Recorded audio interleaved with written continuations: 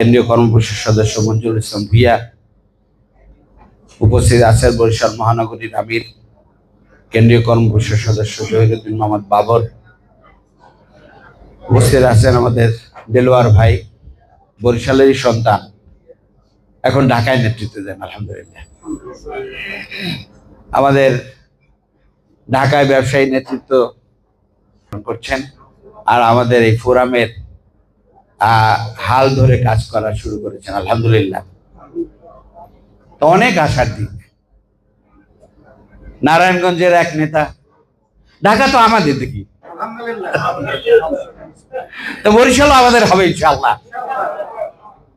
সুতরাং আশার দিক আছে অনেক। 2000 সালে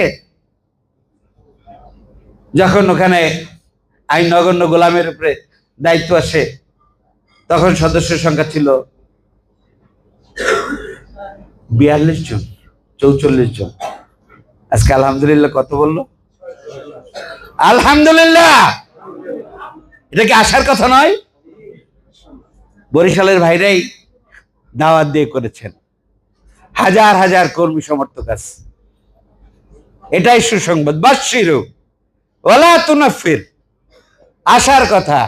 যা আছে তাই নিয়ে আমরা চলতে থাকবো, আর বাকিটুকু আল্লাহ তাআলা পূরণ করে দেবেন ইনশাআল্লাহ।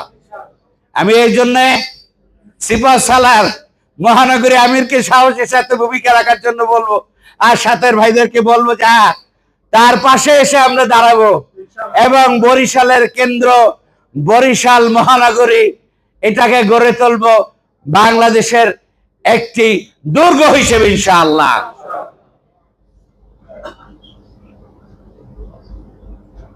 বরিশাল 6টি জেলার